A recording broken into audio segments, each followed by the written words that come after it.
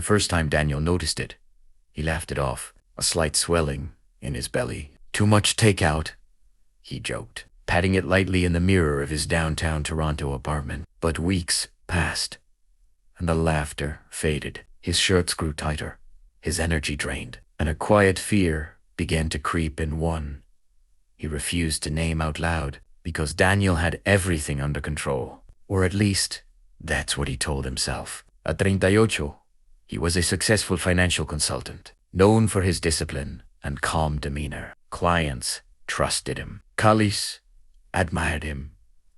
He lived alone, kept his life structured, and avoided anything that threatened his sense of order, including doctors, emotions, and anything that required him to slow down. So when his stomach kept swelling, he ignored Italiano. "It's just stress," he muttered one evening, loosening his tie after a long day. "I'll fix it." But he didn't.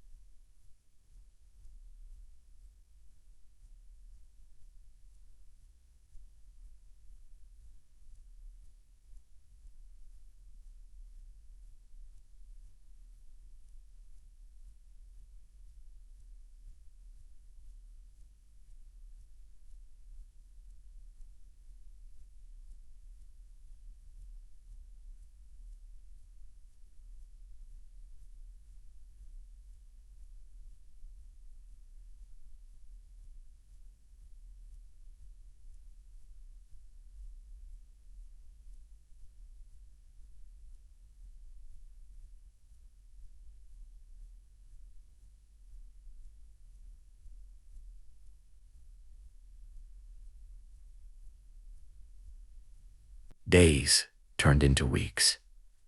His appetite dropped, but his belly kept growing. He started wearing loose sweaters, even as spring began warming the Canadian air. At work, he avoided eye contact. At home, he avoided mirrors. And then there was Maria. Maria had been working as a housemaid in his building for years. She was quiet, observant, and carried a warmth that made even the coldest hallways feel softer. Daniel barely noticed her at first, just a polite nod here, a thank you there. But Maria noticed everything. She saw how he walked slower now, how he winced when he thought no one was looking, how the confident man she'd seen for years was slowly shrinking into himself. One morning, she knocked on his door. "Mr. Dano," she said gently, "you forgot your mail downstairs." He opened the door, forcing a smile.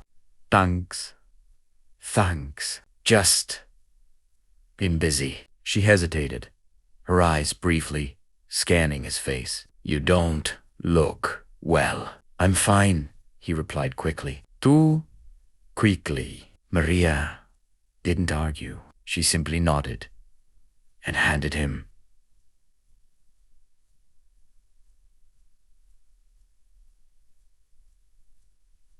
envelope, but something in her expression lingered concern, mixed with quiet determination. That afternoon, Daniel collapsed. It wasn't dramatic. No loud crash, just a slow slide down the wall of his kitchen, as his body finally gave up, fighting whatever was happening inside him. When he woke up, he was in the hospital. Bright lights, machines, humming.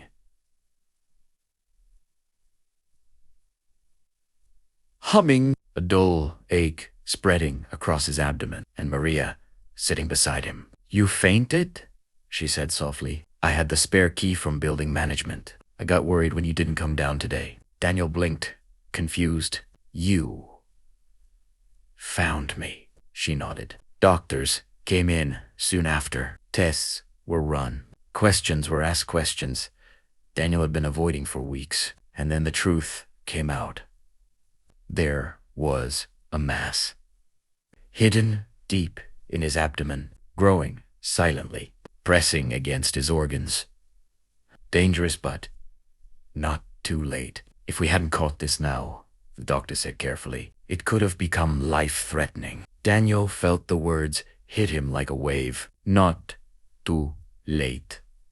Not too late. For weeks, he had been